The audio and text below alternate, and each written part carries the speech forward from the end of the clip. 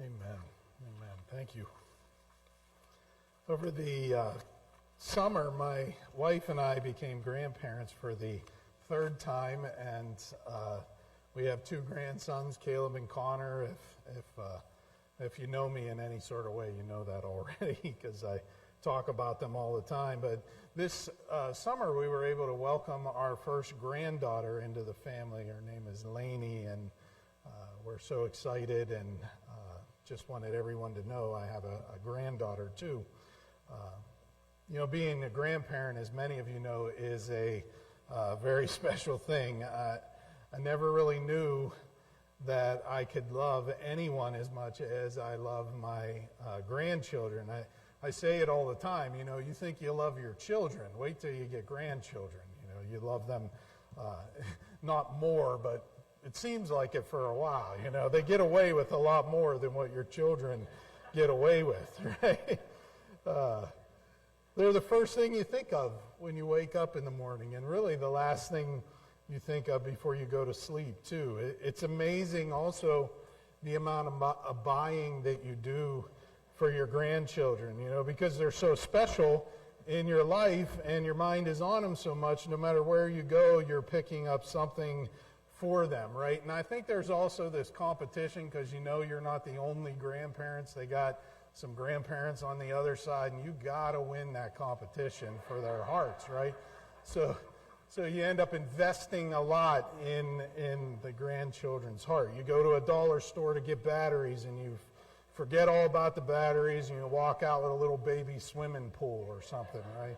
I've done that. You go to Walmart for an iPhone charger, and you forget the charger, and you walk out with a football, 2 cars, and a stuffed animal. It doesn't matter where you go or what store you're in, you're thinking of them, and you're thinking about winning that competition, right? And I remember a few years ago, I was in Home Depot, and I was there for like some 16 penny nails or something, and maybe that's an old term. I don't know what they're called. I called them 16 penny, but I was there for some nails, and I walked by like some hammers and things, and I instantly thought, maybe it's about time my grandsons get their own tool set, like a chainsaw or something like that.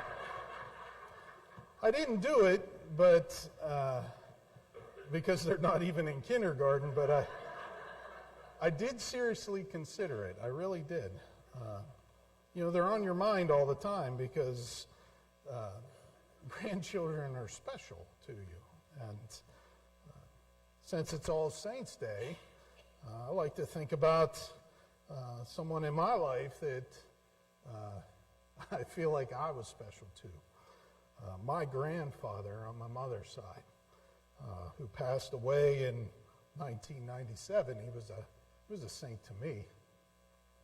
My grandfather always made me feel special that I was his grandson. He used to call me his number one grandson. Even up to like a few months before he died, he called me his number one grandson, which always made me feel great. Of course, I come to find out later is because I was his first grandson born. It wasn't that I was actually his number one grandson, but I didn't know that. I thought it was because me and him had a special relationship, and because of this, I always felt like him and I were connected in some way greater than maybe some of the other grandchildren in the family. My grandfather was born in 1909, so by the time I came along, he was already getting sort of elderly, but he had seen much in his life, right? In his lifetime, he had literally went from sort of a horse and buggy sort of technology to putting a man on the moon, and then eventually around the time he died, it was getting into the computer age. So he was very wise. He had seen a lot of things, but he also, because of all of that, he had a lot of stories to tell, right? And I just loved to hear those stories. And since my grandfather was older and my grandmother having passed away, my grandfather lived with us during a period of time when I was growing up, and he had his own section of the house, or he had his own room in the house, and I would spend many evenings of my youth hanging out with him in his room, watching sports and then listening to all the stories that he had to tell, and he would tell the same ones as you probably heard from your grandparents too, but I loved hearing those stories. You see, my grandfather was a huge sports fan, and in his youth he had spent some time boxing and doing a bunch of other sports, and like at that time in my life, like many young boys, sports was a central thing to my life as well.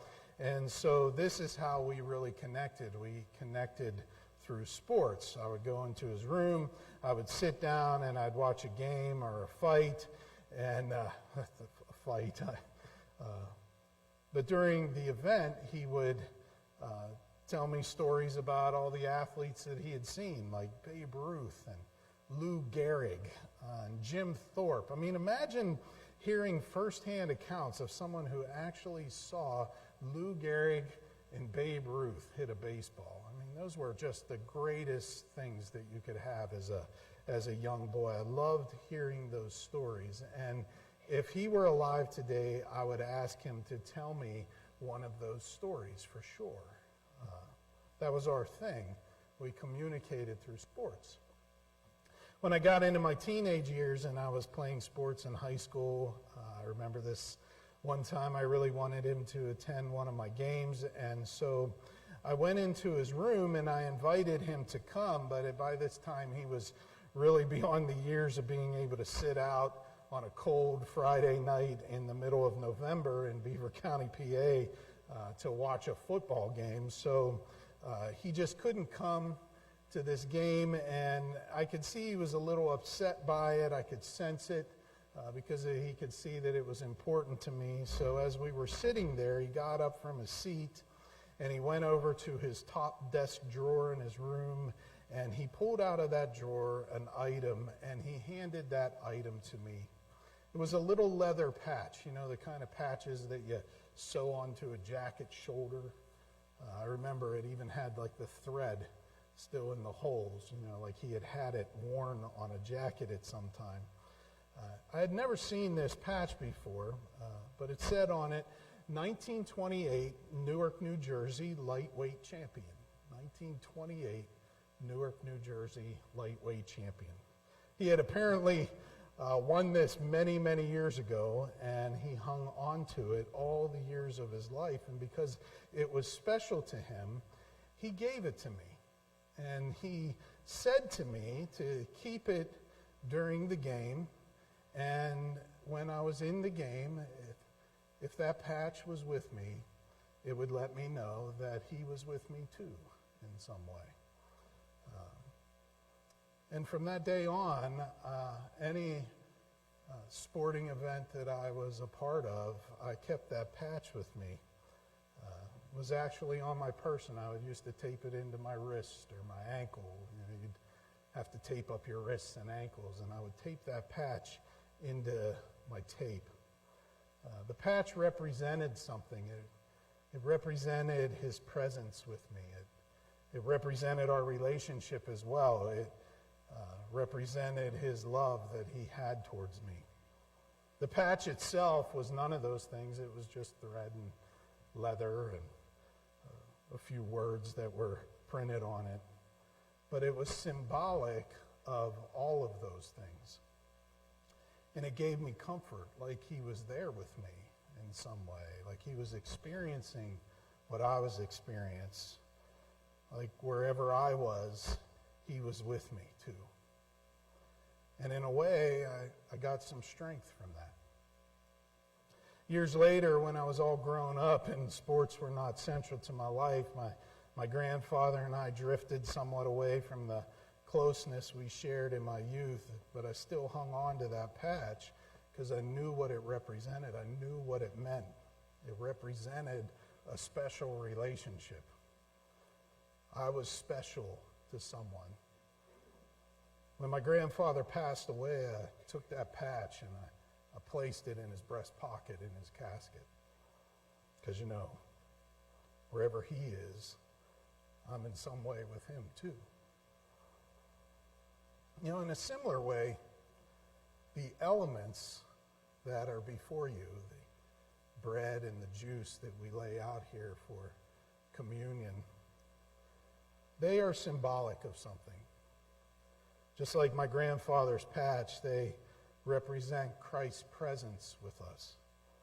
Even when Christ can't be here physically, he is here with us in some way, like in a spiritual way.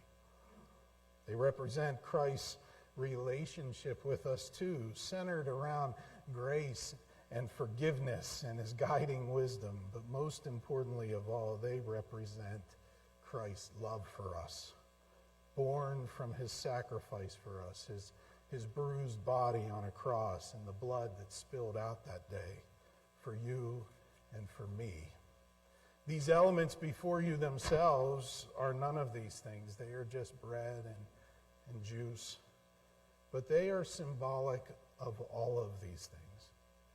And every time we partake of them, we proclaim Christ's life.